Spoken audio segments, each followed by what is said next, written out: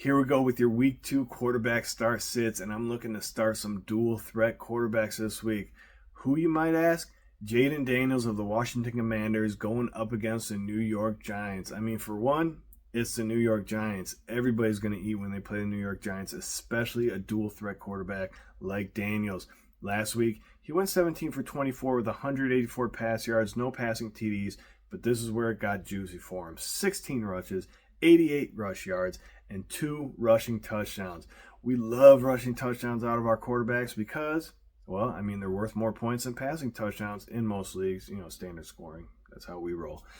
And I'm also looking at this week, Anthony Richardson, another dual threat quarterback, Indianapolis Colts versus the Green Bay Packers. Week 1, he only threw the ball 19 times. However, he was able to throw for over 200 yards and 2 passing touchdowns. You add on his 5 rushes for 56 yards and a rushing touchdown. Hey, 3 total touchdowns. What more could you want?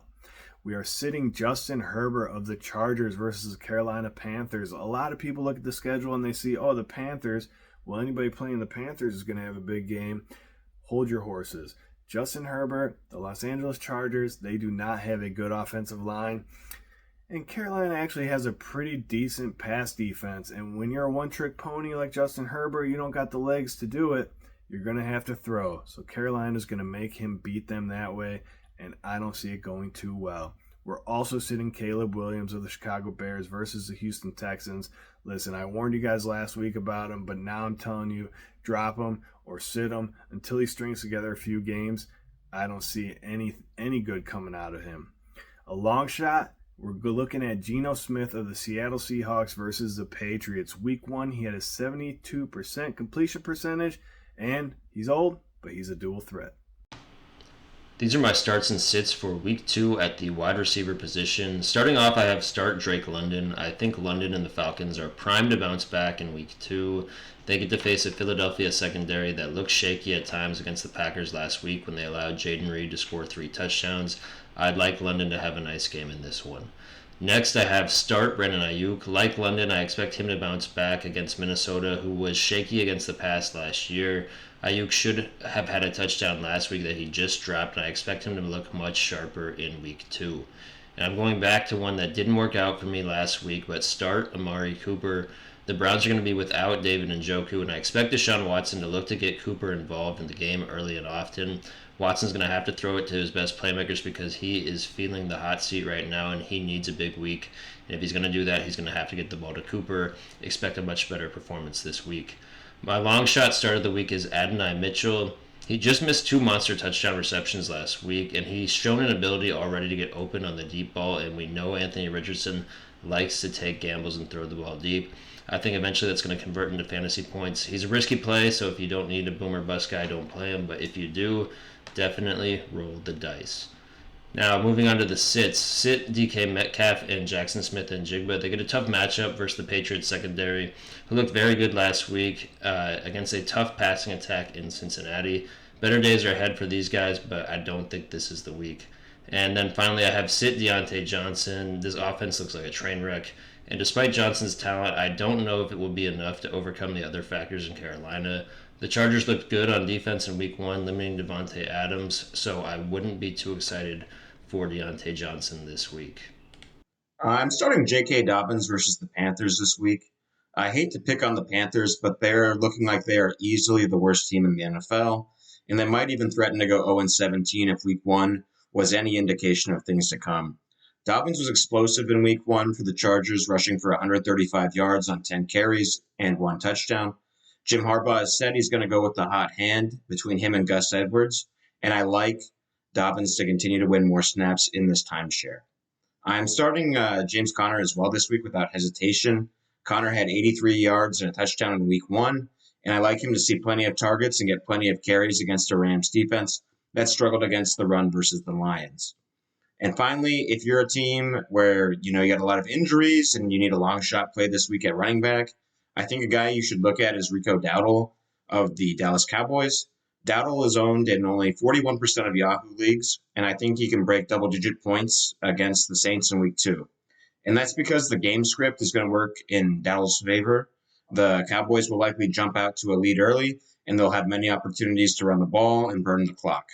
I don't think they'll be willing to overwork Zeke, so Dowdle could see an uptick in carries, and I think he'll make the most of them. This week, I'm sitting DeAndre Swift against the Texans. This is likely a game where game script will work against Swift because the Texans are good at stopping the run, and they'll likely game plan to make Caleb Williams beat them through the air. So I don't think this will be a high volume game for Swift, and I think he should remain on your bench. I'm also sitting Rashad White against the Lions for a lot of the same reasons. It's a tough opponent that will likely score a lot of points, and the Bucs will be playing catch up all day. And finally, I'm sitting Aaron Jones against the 49ers as well. I expect the 49ers defense to come to play, and they're probably going to make life miserable for Jones on Sunday. Okay, here is my start and sits this week for tight end for week 2 for fantasy football. First, we have Trey McBride of the Cardinals. He's going up against the Rams. He had 9 targets last week and is the Cardinals' #1 receiving option so far. Next, Dallas Goedert, Eagles versus Falcons. He had 5 targets last week and looks to still be a top 3 option on a great Eagles offense. Next, Brock Bowers of the Raiders versus the Ravens. I know I said last week fade Bowers, but he looked good. He's a clear #2 receiving option behind Devontae Adams. Finally, Kobe Parkson, Rams versus Cardinals. He has a clear path to be in a great Rams offense. He had 5 targets last week, and he looked really good. Your long shot for the week is Ott on the Buccaneers versus Lions. He looked last year like he had a little something with Mayfield. Now for your sits. Mark Andrews of the Ravens versus the Raiders. Likely was the best receiver on the Ravens last week and is followed by Flowers, so I would sit Mark Andrews. Next, Kyle Pitts, Falcons versus the Eagles. He was saved by a TD last week, but he only had 26 yards and 3 targets. Finally, Cole Kmet, the Bears versus Texans. Williams looked terrible. All right, so I would be fading all 3 of these tight ends. Okay, let's get into the start and sits for the NFL defenses for week 2. First up, start the Dallas Cowboys versus the Saints. The Cowboys are a sack and turnover machine, and against Carr, well, don't need to say anymore. The Chiefs and the Bengals. The Chiefs D looked very good against the Ravens, and the Bengals still seem to be in training camp mode with Chase having not been there. The Eagles versus the Falcons.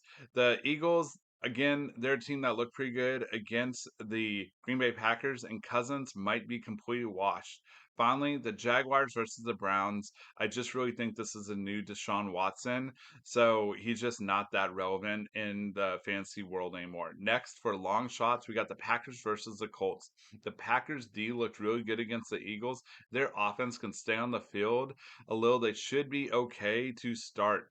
Finally, for your sits, we have the Vikings versus the 49ers. They looked great last week versus the Giants, but the 49ers are a real NFL team, unlike the New York Giants. The Bears versus the Texans. Again, the Bears looked good last week, but the Texans are super explosive and will expose them. Finally, you want to sit the Saints versus the Cowboys. The Cowboys have a top 5 offense, so those are your start and sits for defense.